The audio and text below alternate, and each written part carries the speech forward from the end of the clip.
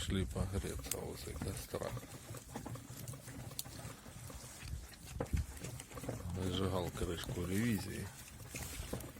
Они прям в костер ныряют, я им уже отгоняю, а им пофиг. Им вот эти угольки, для них это счастье. Надо взять угля им срочно.